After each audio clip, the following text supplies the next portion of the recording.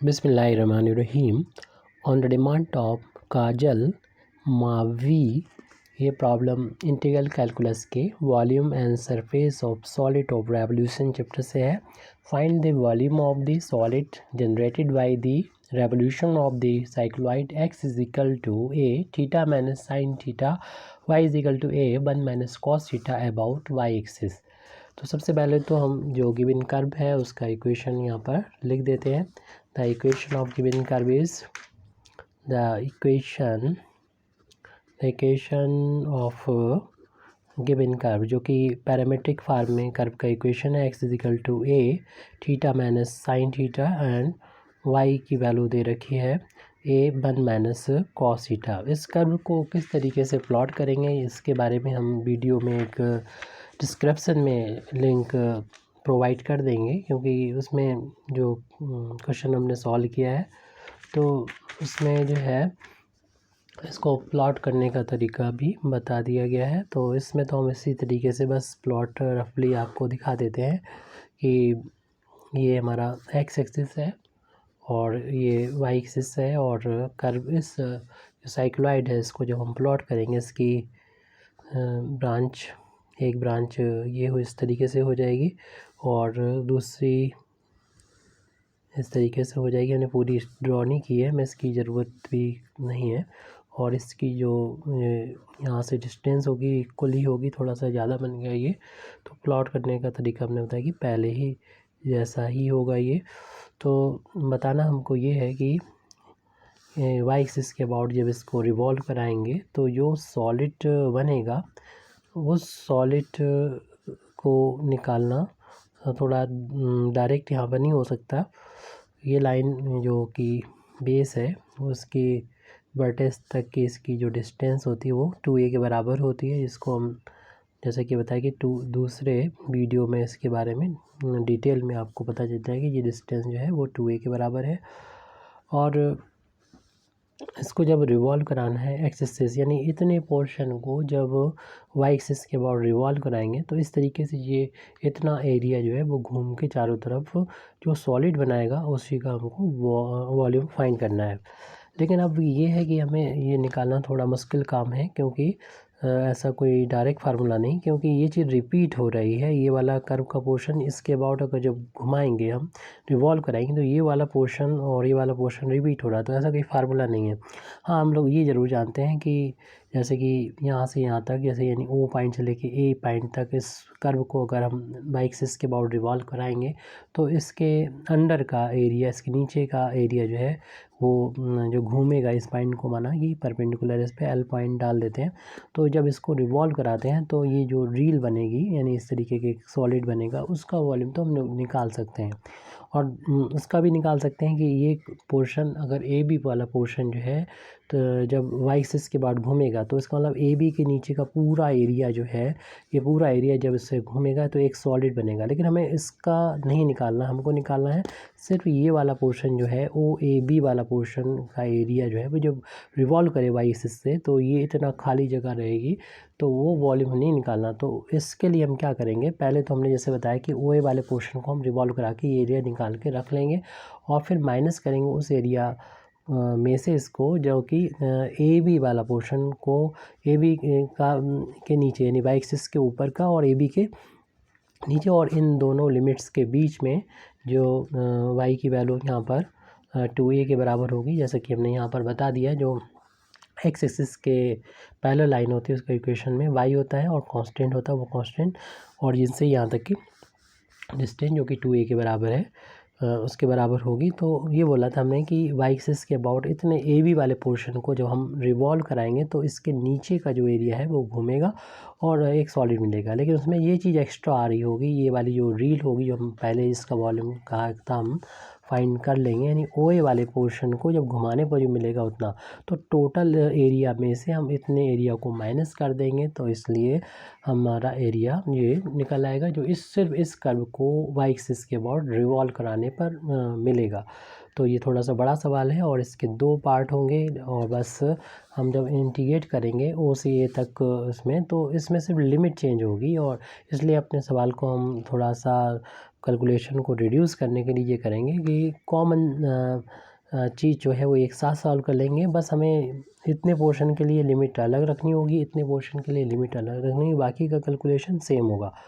तो उस लिए हम सबसे पहला जो काम यहाँ पर करने वाले हैं कि इस यानी OALO वाला जो एरिया है, जब उसके अबाउट y एक्सिस के बाद रिवॉल्व होगा तो जो सॉलिड यानी रील टाइप का बनेगा इसका, वो पोर्शन हमको पहले निकाल के रख लेना चाहिए। इसलिए हम यहाँ पर अब इस बात को लिख रहे हैं कि हम ये एरिया निकालने वाले हैं। तो volume of the reel generated by revolution of given cycloid about y axis. तो ये आपको मालूम ही है कि वॉल्यूम का फार्मूला क्या होता है रिवॉल्व कराने पर y एक्सिस के, पाई एक्स स्क्वायर डी वाई होता है। और लिमिट कितनी होगी हम लोग जानते हैं। ये वाला पोर्शन अगर हम जैसे कि बताया हुआ निकालना है तो ओ ए यहाँ देखें इस कर्व का ये शुरुआती पॉइंट यहाँ पर है और आखिरी पॉइंट ये है। इस पॉइंट पर वाई की वैल्यू, क्योंकि एक्स वाई की वैल्यू 0 है, क्योंकि इन दो लाइनों के बीच वाले पोर्शन को हम रिवॉल्व करा रहे हैं, तो यहाँ पर वाई की वैल्यू 0 है। इस लाइन पर वाई की वैल्यू 0 होती है और इस लाइन पर वाई की वैल्यू 2 है, जैसा कि हम उधर लिख भी चुके हैं इधर। तो इसकी जो लिमिट होगी वाई की वो तो 0 से लेके 2a तक रहेगी।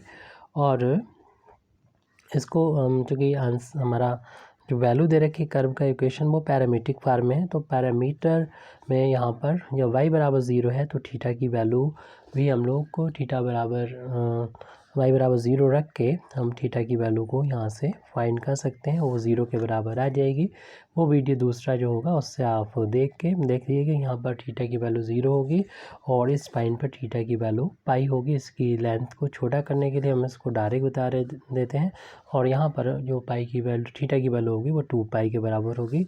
तो जब हम पैरामीट्रिक फॉर्म में लिखेंगे तो यहाँ पर पैरामीटर चूँकि थीटा में होगा तो इधर अब थीटा की लिमिट होगी, यानी y बराबर जब 0 होगा तो आप निकाल भी सकते हैं, वहाँ पर थीटा की वैल्यू 0 हो जाएगी। जब y बराबर हम 2a रखेंगे, यानी y बराबर यहाँ पर 2a रख के थीटा की वैल्यू निकालेंगे तो सॉल्व करके वो पाई के इक्वल आ जाएगी। वैसे तो हमें कर्व के बारे में पता होगा कि लिमिट उस कर्व में थीटा की वैल्यू कितनी कहाँ पर होती है, यानी कुछ खास पॉइंट पर। तो पाई ऐसे लिखा रहने दें। फिर एक्स की जो वैल्यू है वो वहाँ पर लिख देंगे। एक्स की वैल्यू है a theta minus sine theta और इसका होल अब स्क्वायर है। फिर डी वाई करना होगा, तो चूँकि डी वाई हमारे पास नहीं है तो हम ऐसा कर सकते हैं यहाँ पर d y over d theta कर दें और डी थीटा कर दें, यानी डी थीटा से इंटू और डिवाइड कर दिया यहाँ पर। तो इसको y को थीटा के रिस्पेक्ट में डिफ्रेंशिएशन हमें करना होगा। पाई कांस्टेंट इनटू में है, बाहर ले लेंगे। यहाँ पर लिमिट 0 से पाई और यहाँ पर होल अब स्क्वायर करेंगे तो a का भी स्क्वायर हो जाएगा और थीटा माइनस साइन थीटा का भी होल अब स्क्वायर हो जाएगा। और यहाँ पर y की वैल्यू रख देंगे, ऊपर से a जो कि 1 माइनस का कॉस थीटा है वो यहाँ पर लिख देंगे और उसके बाद डी थीटा लिखा है वो जो कांस्टेंट है उसे बाहर ले लेंगे। यहाँ पर कांस्टेंट ए स्क्वायर, ये ए कांस्टेंट यहाँ से डिफरेंशिएशन से और इंटीग्रेशन से बाहर लेके ए क्यूब हो जाएगा, यानी इसको हम पाई ए क्यूब लिख लेंगे। तो ये जो वॉल्यूम है इसको हम v से अगर डिनोट कर दें तो हमारा ये वॉल्यूम v की वैल्यू चल रही है v बराबर पाई ए क्यूब। और जैसे कि हमने कहा था कि बाहर ले लेंगे ए को 0 से पाई और इसका जब होल अब स्क्वायर ओपन करेंगे तो फर्स्ट क्वान्टिटी का स्क्वायर थीटा स्क्वायर हो जाएगा और इसमें और फिर इसके बाद हम यहाँ पर इसका स्क्वायर करेंगे तो प्लस का हो जाएगा साइन इस पर थीटा और दोनों का इंटू का ट्वाइस, यानी 2 times theta into sine theta ये हो जाएगा। और इसको जब डिफ्रेंशिएट करने जाएंगे तो 1 का तो डिफ्रेंशिएशन 0 हो गया और कॉस का यानी माइनस शुरू में लगाइए, कॉस का डिफ्रेंशिएशन माइनस साइन होगा तो माइनस माइनस प्लस का हो जाएगा sine theta into D theta. अब साइन थीटा को यहाँ पर तीनों टर्म में मल्टीप्लाई कर देंगे और जैसे कि हमने शुरू में कहा था कि हम चाहेंगे कि हमारा कैलकुलेशन कम हो जाए, क्योंकि एक ही फंक्शन है लेकिन और इसका इंटीग्रेशन करना, लिमिट बस चेंज होगी। तो ऐसा करेंगे, बिना लिमिट के हम पहले इसको लिमिट को ऐसे छोड़ के बिना लिमिट के इस फंक्शन को सॉल्व कर लेंगे, इंटीग्रेशन को सॉल्व कर लेंगे। उसके बाद में हम लिमिट का इस्तेमाल करके v की वैल्यू निकाल लेंगे, और जो दूसरा वॉल्यूम निकालना होगा, जिन अगली जो लिमिट होगी उसके लिए हम इसे सॉल्व कर लेंगे। तो फिर बार बार हमें ये नहीं करना होगा। तो साइन का इन तीनों टर्म्स में मल्टीप्लाई करके v की वैल्यू हमारी अगली पेज पे आ गई है पाई ए क्यू, पहले से लिखा हुआ है, आप पहले उसे लिख दीजिए, लिमिट 0 टू पाई, और थीटा स्क्वायर में मल्टीप्लाई हो गया ये साइन थीटा का, प्लस साइन क्यूब थीटा हो जाएगा, -2 थीटा इंटू साइन में साइन का इंटू हो गया, साइन स्क्वायर थीटा हो जाएगा। यानी ब्रैकेट के अंदर साइन थीटा को लेके और तीनों टर्म में मल्टीप्लाई कर दिया तो वैल्यू ये आ गई। अब यहाँ पर हम हमारा फंक्शन जो मिल गया है इसको इंटीग्रेट करना है इस लिमिट के बीच में। तो अब हम इसकी वैल्यू को इक्वेशन नंबर 2 डाल दे रहे हैं, और ये हम लिमिट को छोड़ दे रहे हैं, सिर्फ इतना इंटीग्रल ले रहे हैं जो हमें कॉमन रहेगा। और फिर इसके जब हम सॉल्व हो जाएगा तो इसमें बस लिमिट लगा देंगे, फंक्शन का इंटीग्रेशन हम रख देंगे यहाँ पर, और फिर हमें ये आगे भी काम करेगा जब हमें दूसरी बार जो है वॉल्यूम निकालना होगा। तो साइन, क्योंकि जैसे कि हम पहले भी बता चुके हैं, sign square theta into D theta, बस हमें इसको सॉल्व कर लेना चाहिए।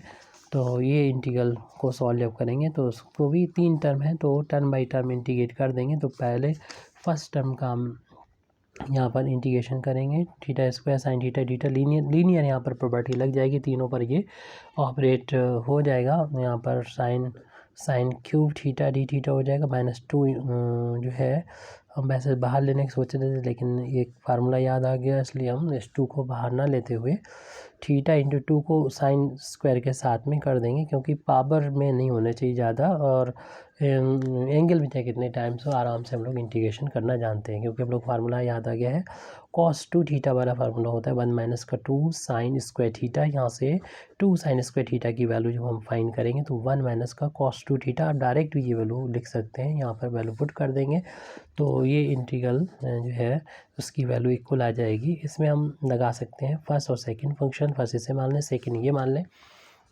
तो first function as it difference integration of second sine theta d theta minus differentiation of first, यानी थीटा स्क्वायर को थीटा के रिस्पेक्ट में डिफरेंशिएशन करेंगे 2 थीटा, और फिर इंटीग्रेशन ऑफ साइन थीटा, और इन दोनों का मल्टीप्लिकेशन आ जाएगा, उसका करना होगा integration, plus sign Q theta का कैसे करें इंटीग्रेशन। तो इसके लिए या तो रिडक्शन फार्मूला आप यूज़ कर सकते हैं, या तो हमें अगर नहीं याद है तो इसको साइन 2 पार्ट में बांट देते हैं, sign square theta into sine theta d theta, क्योंकि इस साइन स्क्वायर को हम कॉस में कन्वर्ट करके फिर कॉस को टी मान के और पूरा डी टी बन जाएगा, और इंटीग्रेशन आसानी से कर सकते हैं।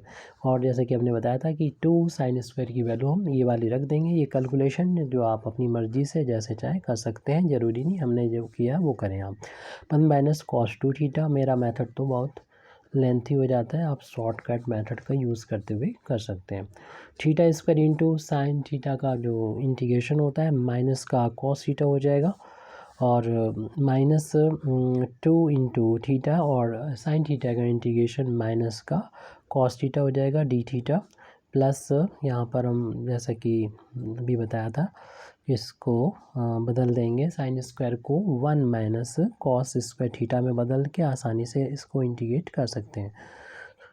तो फिर यहाँ पर अब इसमें भी ऐसे करें कि थीटा का अंदर मल्टीप्लिकेशन दोनों टर्म में कर लेते हैं। तो माइनस जैसे थीटा का मल्टीप्लिकेशन करेंगे, थीटा माइनस का थीटा इंटू cos 2 थीटा और डी थीटा, तो माइनस शुरू में लिख देंगे, तो माइनस का हो जाएगा theta square cos theta minus theta square cos theta, और इस माइनस को बाहर ले लेंगे तो ये प्लस का हो जाएगा, और साथ में हम 2 भी बाहर ले लेते हैं, तो हमारे पास थीटा और इंटू cos थीटा बचा, जिसको इंटीग्रेट आसानी से किया जा सकता है इंटीग्रेशन बाई पार्ट से।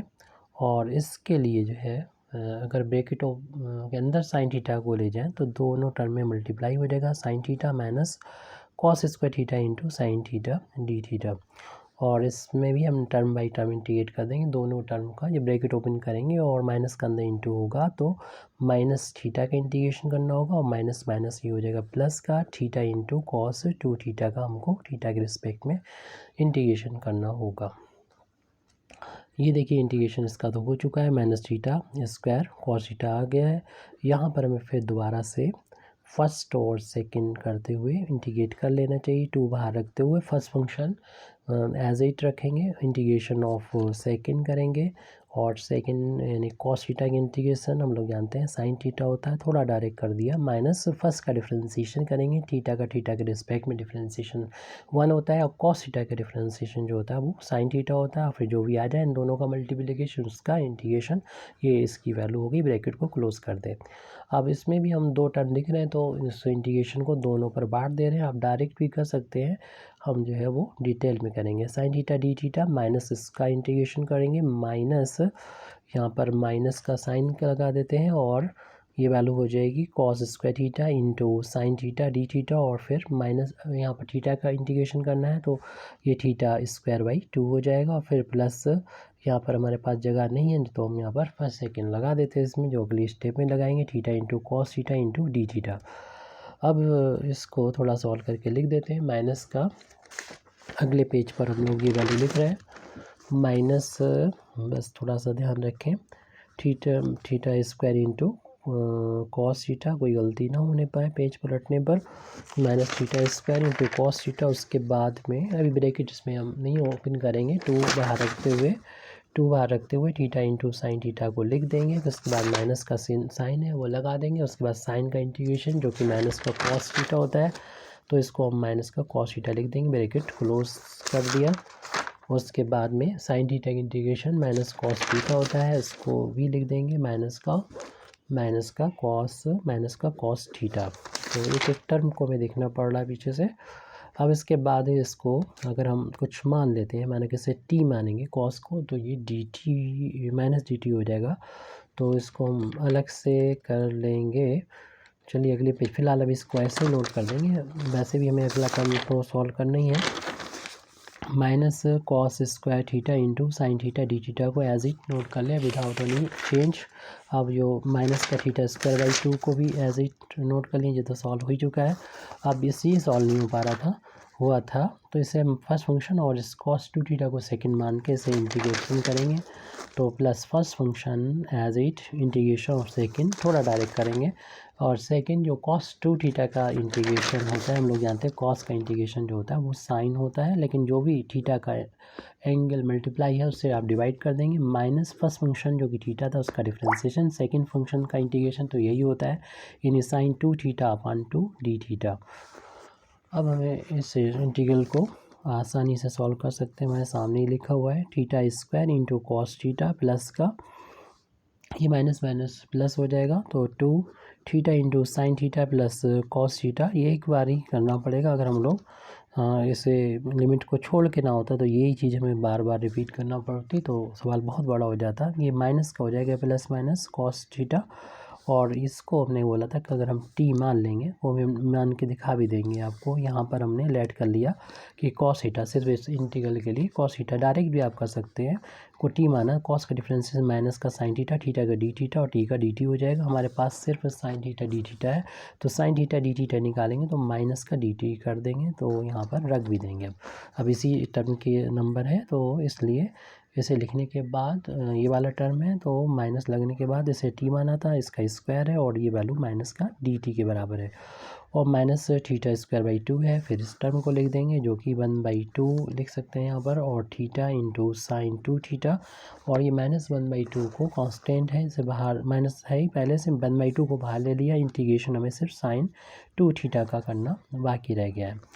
अब ये वैल्यू इस वैल्यू के इक्वल चल रहा है यहाँ पर, इसको हम कुछ नाम दे दें, आई कह सकते हैं इसको। अगर इसको हमने आई कह दिया तो इस इंटीग्रल की वैल्यू जो है वो, यानी शुरू में जिस इंटीग्रल को हमें निकालना था ये, इसको आई नाम दे दें तो फिर हमें बीच में जो वैल्यू हम लिख देते हैं तो बार बार हमें नोट नहीं करना पड़ेगा, आई ही लिख देते हैं वहाँ पर। तो ये इस टर्म को तो सॉल्व हो चुका है, इसे तो हम एज इट नोट करना है, प्लस इस ब्रैकेट को ओपन करके 2 का अंदर मल्टीप्लिकेशन कर देंगे तो ये 2 theta into sine theta plus का 2 कॉस थीटा आ जाएगा, और उसके साथ माइनस का कॉस थीटा है उसको भी हम ऐसे लिख देंगे, और माइनस से बाहर निकल के इसे प्लस बना देगा, प्लस का T square into D T हो जाएगा, माइनस थीटा स्क्वायर बाई 2 और इसके बाद में +1/2 थीटा इंटू साइन 2 थीटा और -1/2 इंटू साइन 2 थीटा का इंटीग्रेशन हो जाता है। साइन का इंटीग्रेशन माइनस कॉस होता है और जो थीटा का कोफिशिएंट है 2 उससे हम यहाँ पर डिवाइड कर देंगे। तो हमने अब पूरा इंटीग्रेशन लगभग कंप्लीट कर लिया, बस ये टर्म और रह गया, उसको लिख देते हैं। तो आई की वैल्यू हो जाएगी -θ² into cos theta plus 2 theta into sine theta plus ये 2 कॉस में से एक कॉस माइनस हो जाएगा तो हमारे पास 1 टाइम्स कॉस बचेगा प्लस का। तो ये वैल्यू जो होगी वो कॉस थीटा हो गई, यहाँ पर लिख दिया हमने। और इसका जब इंटीग्रेशन करेंगे तो एक पावर जुड़ जाती है यानी 3/3 हो जाएगा। माइनस का θ²/2 है, इसको भी नोट कर लीजिए। इसके बाद इस टर्म को भी नोट करना है, नीचे कर लेते हैं 1/2 थीटा इंटू साइन 2 थीटा और फिर ये माइनस माइनस हो जाएगा प्लस का हो गया ये, और 2 इंटू 2 4 हो जाएगा और कॉस 2 थीटा है, कॉस 2 थीटा को हमने यहाँ पर लिख दिया है। तो अब यहाँ पर टी की वैल्यू जो है कॉस थीटा हमने ऊपर मानी थी, वापस कर देंगे तो हमारा कंप्लीट जो है वो इंटीग्रेट जो फंक्शन का करना तो वो आ गया। और आई की वैल्यू क्या थी जो शॉर्ट में लिखी थी, ये पूरी वैल्यू ये है θ² sine theta, θ² sine theta plus sine cube theta minus 2 theta into sine square theta, 2 theta into sine square theta d theta. इसका हम इसको इंटीग्रेट कर रहे थे बिना लिमिट के, तो ये इंटीग्रेशन इतना लंबा चौड़ा आ चुका है। इसमें बस टी की वैल्यू रख देना कॉस थीटा, तो -θ² कॉस थीटा हो गया plus 2 theta into sine theta. और देखते रहें कोई टर्म कॉमन लाइक टर्म तो नहीं, तो इनको हम कलेक्ट कर लें। ये कॉस क्यूब θ/3 हो जाएगा -θ²/2 और plus 1/2 theta into sine 2 theta plus 1/4 cos 2 theta. ये तो इसका इंटीग्रल आ गया। अब हम जो सवाल अपना सॉल्व कर रहे थे वहाँ पर आ जाए। इक्वेशन नंबर 2 हमने डाल के उसको छोड़ दिया था और वो चल रही थी वैल्यू v की वैल्यू चल रही थी। तो हमें v की वैल्यू हम निकालेंगे, πa³ लिख देंगे बाहर और इसका इंटीग्रल की वैल्यू लिख देंगे और लिमिट उसमें लिख देंगे 0 से π। तो इक्वेशन नंबर 2 से यानी हम लिख सकते हैं इक्वेशन नंबर 2 से v बराबर πa³ जो कांस्टेंट था वो वहाँ पर लिख दिया हमने, और जो इंटीग्रल था वो इंटीग्रल ये था, उसकी वैल्यू इतनी आई है वो यहाँ पर नोट कर देंगे हम और लिमिट इसमें लगा देंगे। तो ये यहाँ पर नोट कर रहे हैं हम। इसकी वैल्यू जो आई थी अभी -θ² cos theta plus 2 theta into sine theta minus plus cos theta plus cos cube θ/3 -θ²/2 plus 1/2 theta into sine 2 theta plus 1/4 cos 2 theta. और लिमिट इसकी 0 से π थी, वो यहाँ पर इंटीग्रेशन की जो लिमिट थी वो हमने यहाँ पर लगा दी 0 से π। अब इसमें हम अपर लिमिट रखेंगे पूरे में, जहाँ पर भी थीटा मिलेगा वहाँ पर पाई रखेंगे, फिर माइनस लोअर लिमिट रखेंगे, तो इससे v की वैल्यू आ जाएगी। कौन सा एरिया है, ये वॉल्यूम है, ये हमने पहले ही बता दिया था πa³। तो पहले यहाँ पर हम अपर लिमिट रखेंगे, जहाँ पर भी नज़र आएगा हमको थीटा वहाँ पर पाई रखना होगा। तो जहाँ जहाँ पर भी थीटा दिखता रहे आपको वहाँ पर पाई रखते रहना है। Pi into sine pi plus cos pi plus cos cube π/3 minus π²/2 plus 1/2 pi. सामने ही फंक्शन है, इसमें जहाँ पर भी नज़र आएगा, काफ़ी बड़ा सवाल है ये। साइन 2π प्लस 1/4 इंटू कॉस 2π और ब्रैकेट क्लोज। हालांकि ज़्यादा टर्म बचेंगे नहीं क्योंकि ज़्यादा टर्म 0 हो जाएंगे ज़्यादातर टर्म। तो अपर लिमिट तो ये हो गई, माइनस होता है फिर लोअर लिमिट, यानी पूरे इसमें अब थीटा की जगह पर 0 रखना है। तो -0² इंटू कॉस 0। खुद से आप जब लगाएंगे तो सारे टर्म लिखने की ज़रूरत नहीं है, क्योंकि आप हमें तो पूरा रख के दिखाना है, क्योंकि अगर हम कुछ समझ में नहीं आता तो फिर प्रॉब्लम हो सकती है, इसलिए हमें पूरा करके दिखाना है। आप जो टर्म 0 हैं आप उनको लिखेंगे ही नहीं।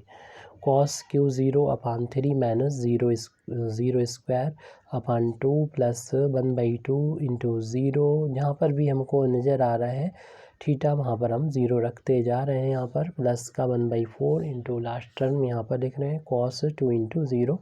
ये हो गई lower limit, bracket close lower limit का और पूरा ब्रैकेट क्लोज। इसमें पाई ए की पावर 3 से मल्टीप्लाई हो रहा है तो v की वैल्यू आ गई पाई ए क्यूब। अब यहाँ पर लोअर लिमिट में देखिए सॉल्व कर लेते हैं। माइनस पाई स्क्वायर है और उसके बाद कॉस पाई की वैल्यू -1 होती है वो लिख दें, प्लस हम लोग जानते हैं साइन पाई की वैल्यू 0 होती है तो इसलिए ये 2 पाई इंटू 0 हो जाएगा। आप डायरेक्ट भी 0 कर सकते हैं। कॉस पाई की वैल्यू -1 होती है, कॉस पाई की वैल्यू -1 होती है उसका लेकिन क्यूब करना है, अपान में 3 है वो लिख दिया। माइनस का पाई स्क्वायर बाई 2 है वो लिख दिया हमने। उसके बाद में साइन 2 पाई की वैल्यू 0 होती है तो लिख देते हैं यहाँ पर पाई अपन 2 तो था ही, और साइन 2 पाई की वैल्यू 0 होती है। और कॉस 2 पाई की वैल्यू हम लोग जानते हैं कि 1 के इक्वल होती है, जो कॉस 0 के बराबर ही होती है, वो भी 1 होता है। और ये चूँकि 0 से मल्टीप्लाई हो रहा है, 0 के स्क्वायर 0 होता है तो पूरी वैल्यू ही ये 0 हो जाएगी। ये फर्स्ट टर्म 0 हो गया, इसमें 0 से मल्टीप्लाई हो रहा है तो पूरी वैल्यू 0 हो जाएगी, बाकी कुछ भी होता रहिए तो ये भी टर्म 0 हो गया। कॉस 0 की वैल्यू हम लोग जानते हैं कि 1 के इक्वल होती है, कॉस 0 की वैल्यू 1 और 1 का क्यूब अपान में 3 माइनस 0 का स्क्वायर करेंगे तो 0 ही रहेगा, और ये 0 से मल्टीप्लाई हो रहा पूरा टर्म ही ये 0 हो जाएगा।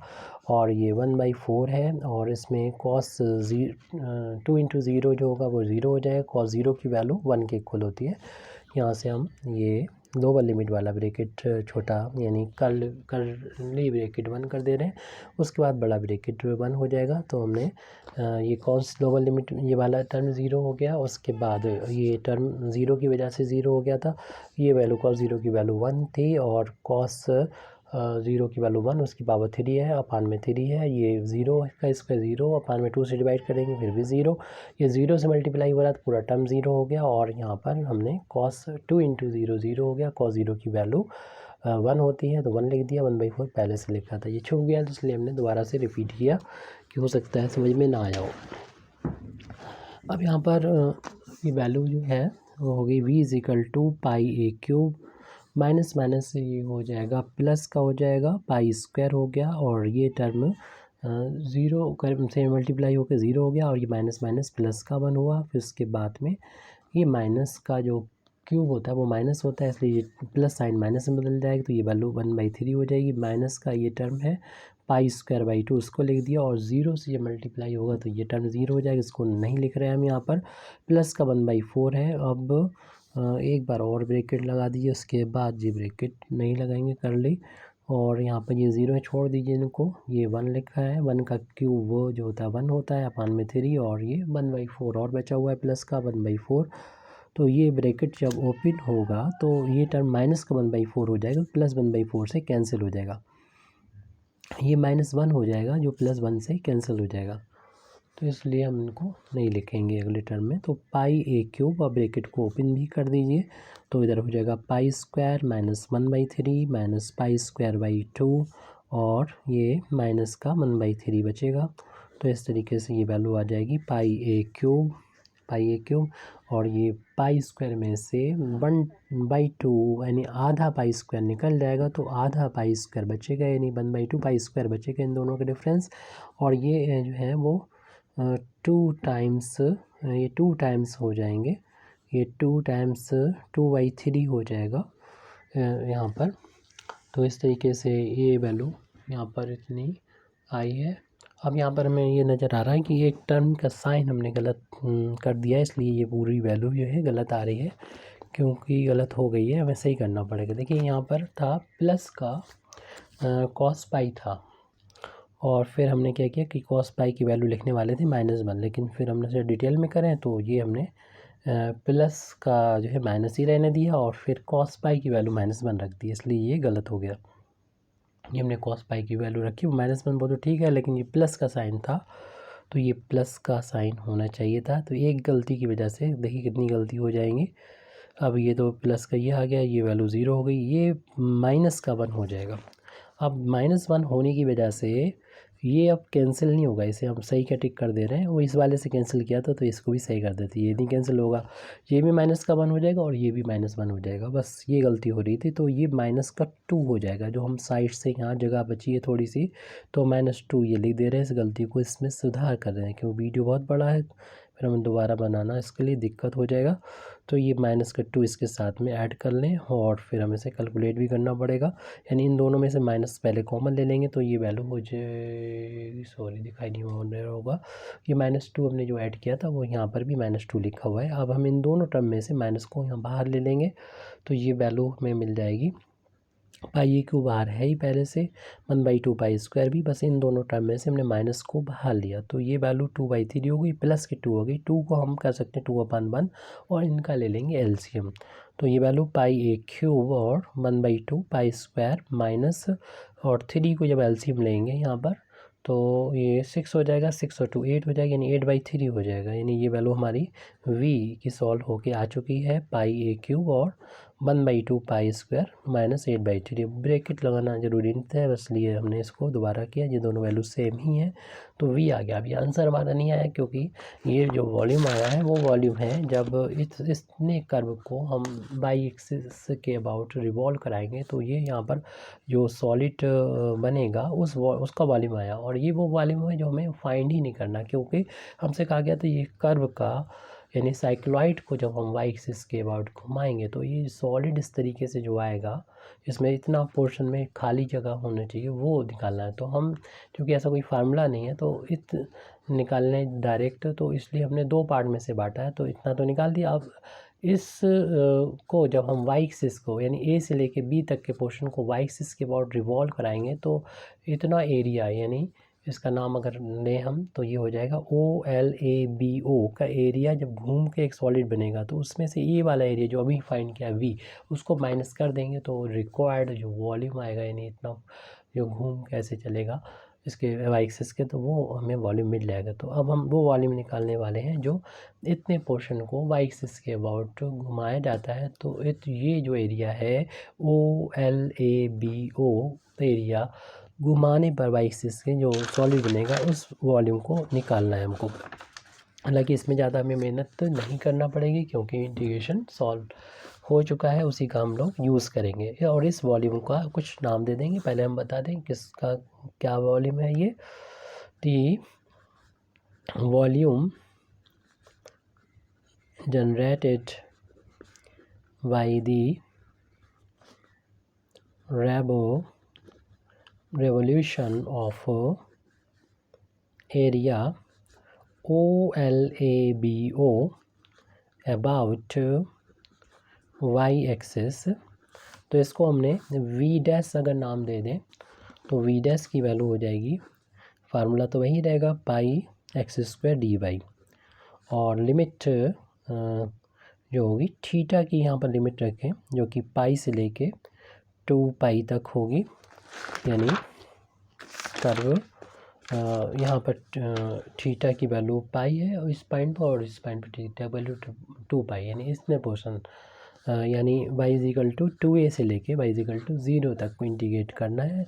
लेकिन अब की 0 के लिए 0 नहीं बल्कि थीटा वाला 0 नहीं बल्कि 2 पाई का यूज़ करना होगा, क्योंकि ये वाले पोर्शन को हम वाई एक्सिस के बाद रिवॉल्व करा के इतना जो हमारा एरिया है इसका नाम लिख दिया था वहाँ पर, घुमाने पर वॉल्यूम जो मिलेगा उस वॉल्यूम को हमें निकालना है। अब यहाँ पर पहले हम इसको पैरामीट्रिक फॉर्म में वैल्यू रखने से पहले पाई कांस्टेंट है बाहर ले लेंगे, पाई तो 2 पाई और ये थीटा की लिमिट है एक्सिस पे, इसमें d theta over d y over d theta और डी थीटा ऐसा करके लिख दें और इसकी वैल्यू को निकाल ही रख दें पूरी, वाई की और एक्स की वैल्यू पैरामीट्रिक फॉर्म में रख दें, पाई 2 पाई, क्योंकि अब तो सब थीटा ही में बदलने वाला है। तो एक्स की वैल्यू थीटा में थी वो यहाँ पर रख देंगे, ए थी और ब्रैकेट में था theta minus sine theta, theta minus sine theta, और इसका करना था होल अब स्क्वायर और इनटू डी थीटा। ये तो वही वैल्यू होगी, ये फंक्शन चेंज नहीं हुआ है, फंक्शन तो एज इट वही है, बस लिमिट चेंज हुई है यहाँ पर। तो बाकी वैल्यू तो हम वही लिख दे रहे हैं, यानी ये वैल्यू आई थी साइन थीटा डी थीटा है, तो पीछे से देख के लिख दें, फंक्शन वही है बिल्कुल। तो ये इंटीग्रल भी इसको जो सॉल्व करेंगे तो ए क्यूब यहाँ पर बाहर आ जाएगा, इसको होल स्क्वायर करेंगे और साथ में यहाँ पर ए क्यूब, इसमें भी ये होगा क्योंकि ये हमने शायद 10 से देख नहीं पाया होगा। हाँ, ये ए को हमने बाहर ले लिया था, तो ए साइन थीटा आएगा, ये d by o d theta की वैल्यू, ए को बाहर कर लेंगे और यहाँ से ए स्क्वायर, तो ए क्यूब बाहर हो जाएगा। लिमिट पाई थीटा बराबर पाई से 2 पाई, और बाकी फंक्शन इसे सॉल्व जब करेंगे जैसे कि पीछे किया था, तो सॉल्व करने पर इतना फंक्शन आ जाएगा। इसको इंटीग्रेट करना होगा, वो फंक्शन आ जाएगा theta square sine theta plus sine cube theta minus 2 theta into sine square theta, ये फंक्शन आ जाएगा। उसको थीटा के रिस्पेक्ट में इंटीग्रेट करना होगा, और लिमिट आपकी 0 से 2 पाई है, और इसका इंटीग्रेशन विदाउट लिमिट हम निकाल चुके थे, उसकी वैल्यू को लिख देंगे, बाद में हम लिमिट यहाँ पर रख देंगे। तो ये वैल्यू जो निकाल के इंटीग्रल की वैल्यू निकली थी वो यहाँ पर आई थी, ये हमने निकाल के रखी हुई थी, इसको वहाँ पर नोट कर देंगे और बी डैश की वैल्यू को फाइंड कर लेंगे। तो ये वैल्यू को लिखना होगा हमें वहाँ पर, तो ये है minus theta square cos theta plus 2 theta sine theta plus cos theta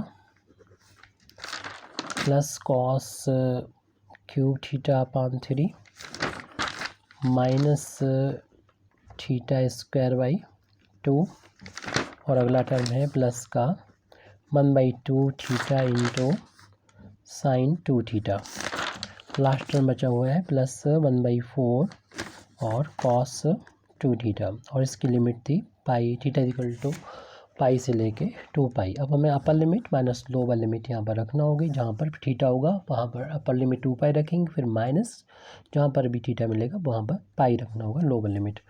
तो ये काम हम शुरू कर रहे हैं और वी डैश की वैल्यू को फाइंड कर रहे हैं। तो पाई ए क्यूब, तो यहाँ पर ये वैल्यू लिखने वाले हैं, तो अपर लिमिट लिख रहे हैं पहले तो, यानी जहाँ पर भी मिलेगा थीटा वहाँ पर हमें 2 पाई रखना है, तो 2 पाई का ये हो जाएगा स्क्वायर मैन इंटू कॉस 2 पाई हो जाएगा, इस टर्म में ये वैल्यू रखी, प्लस का 2 इंटू थीटा की यहाँ 2 पाई रख रहे हैं, और साइन 2 पाई प्लस का कॉस 2 पाई प्लस कॉस क्यूब 2 पाई अपान 3 माइनस 2 पाई की पावर 2 अपान 2, और प्लस जहाँ पर भी हमको थीटा मिल रहा है अपर लिमिट हम 2 पाई लिख ले रहे हैं, इंटू साइन 2 इंटू 2 पाई, और प्लस 1/4 कॉस 2 इंटू 2 पाई, ये तो इसकी हो गई अपर लिमिट। उसके बाद माइनस करते हुए हम लोअर लिमिट लिखेंगे, यानी जहाँ पर भी हमको थीटा नज़र आएगा वहाँ पर पाई रख देंगे।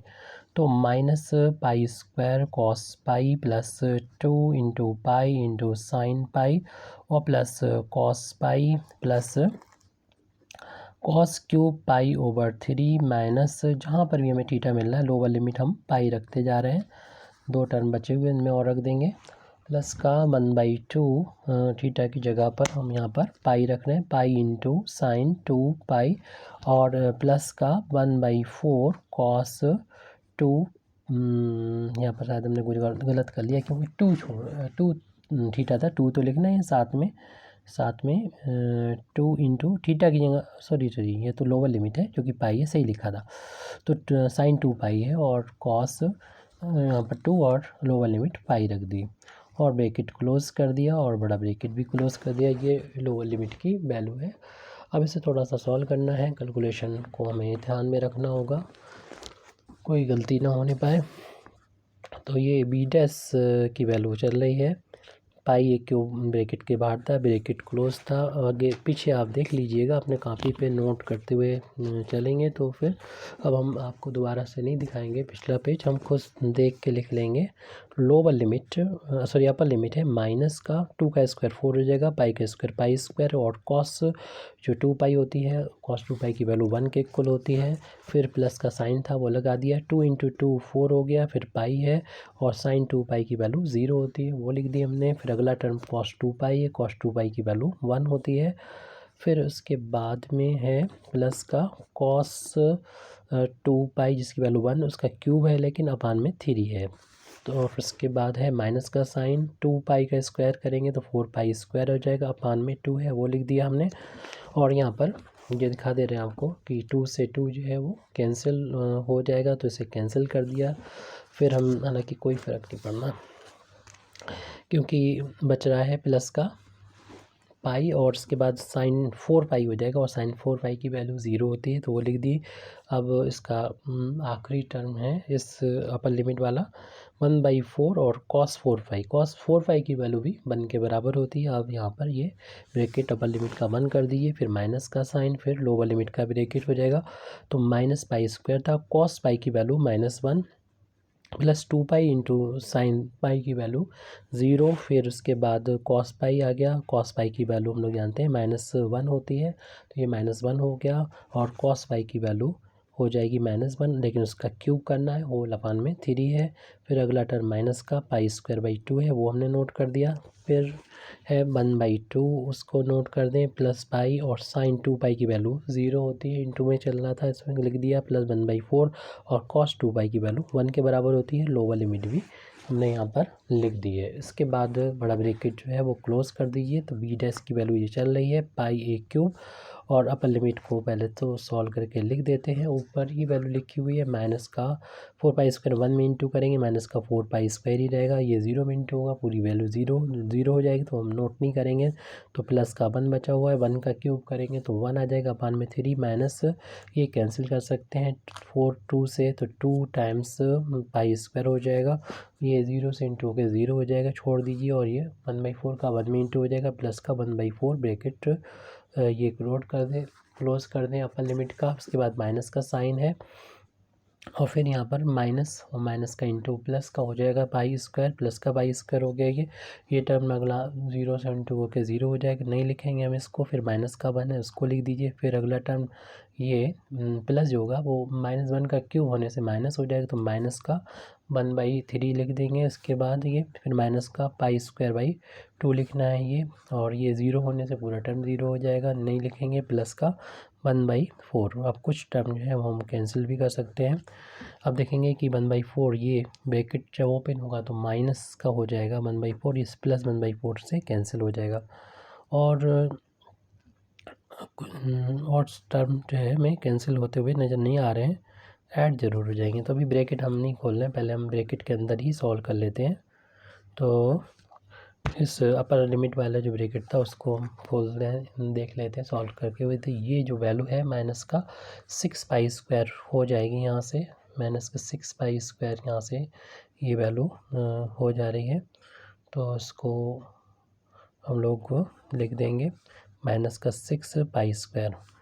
और फिर ये तो टर्म के बाद ये दो कांस्टेंट टर्म मिलते हैं, इसको सॉल्व कर लेंगे। तो इनको एलसीएम लेके जब सॉल्व किया 3 और 1 जोड़ेंगे तो 4/3 हो जाएगा इनको ऐड करने पर। बाकी तो अपर लिमिट ये सॉल्व हो चुकी है। लोअर लिमिट के भी टर्म इसी तरीके से लाइक टर्म को सॉल्व कर लें। ये पाई स्क्वायर है और पाई स्क्वायर ये भी है, लेकिन इसका कोएफिशिएंट 1/2 है, तो 1 टाइम्स में से 1/2 माइनस होगा तो 1/2 बचेगा पाई स्क्वायर। तो ये पाई स्क्वायर वाला टर्म सॉल्व कर लिया। और ये भी -1 है, ये भी -1 है, तो माइनस सब कॉमन लेंगे तो 1 प्लस 1/3 हो जाएगा। सॉल्व करेंगे तो माइनस का ये 4/3 हो जाएगा। तो ब्रैकेट को फिर हम ओपन कर लेंगे अब। तो माइनस का 6 पाई स्क्वायर और ये हो जाएगा माइनस का 1/2 पाई स्क्वायर, और ये प्लस का 4/3, और ये भी माइनस माइनस प्लस का हो जाएगा 4/3। तो ये वैल्यू हो जाएगी 8/3 हो जाएगी।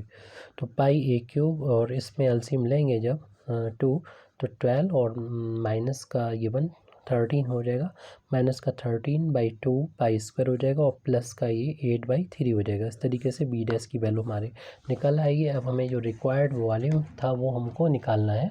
तो यहाँ पर हम देख रहे हैं कि ये जो साइन आ रहा है इसका, निगेटिव साइन आ रहा है, और इसलिए हम माइनस साइन को निगलेक्ट करते हुए इसको इस तरीके से भी लिख सकते हैं, माइनस साइन से यानी मल्टीप्लाई कर देंगे तो पाई ए क्यूब माइनस प्लस का 13/2 पाई स्क्वायर हो जाएगा और माइनस का 8/3 आ जाएगा। यहाँ पर हम लिख देंगे कि निगलेक्टिंग निगेटिव साइन को निगलेक्ट कर दें क्योंकि ये वैल्यू ज़्यादा है इस वाली वैल्यू से, और वॉल्यूम जो होता है हमेशा पॉजिटिव आता है, इसलिए इस वाले साइन को हमने पॉजिटिव बना दिया माइनस करते हुए। अब जो हमें वॉल्यूम निकालना था यानी रिक्वायर्ड वॉल्यूम फाइंड करना था वो यहाँ से हम निकाल सकते हैं। कह सकते हैं therefore the volume of solid generated by the revolution of the cycloid about y-axis। तो इस वॉल्यूम को निकालने के लिए आप क्या करें, जो वी डैश है उसमें से वी को माइनस करना होगा। वी डैश की वैल्यू हमारे पास ये है पाई ए क्यूब, और 13/2 पाई स्क्वायर माइनस 8/3 इस वैल्यू में से माइनस करना होगा वी की वैल्यू को। वी हमने पहले ही फाइंड किया था पिछले पेज पर, उसकी वैल्यू आई थी पाई ए क्यूब तो था ही, और यहाँ पर था 1/2 पाई स्क्वायर माइनस 8/3 यहाँ पर भी है, और ये चूँकि कोफिशिएंट बराबर हैं और इनके साइन भी बराबर हैं, लेकिन माइनस इंटू करेंगे तो ये प्लस का हो जाएगा, ये माइनस का कैंसिल हो जाएगा, तो सिर्फ पाई वाले टर्म ही बचे हैं, और पाई की पावर हो जाएगी 3, तो 13/2 पाई 3 और ए की पावर भी 3 हो जाएगी, और माइनस हो जाएगा ये, इसमें कोफिशिएंट 1/2 है, पाई का क्यूब है, ए का क्यूब है, अपान में चूँकि सेम है तो डायरेक्ट ऊपर माइनस कर लें न्यूमरेटर को, 13 में से बन जाएगा तो 12 आ जाएगा, 12/2 पाई क्यूब ए क्यूब, तो 2 से कैंसिल करेंगे 12 को, 6 टाइम्स कैंसिल हो जाएगा तो 6 पाई क्यूब ए क्यूब आ जाएगी। ये हमारा आंसर है। Thank you very much Indeed for listening me. व आखिर दावाना अल्हम्दुलिल्लाहि रब्बिल आलमीन।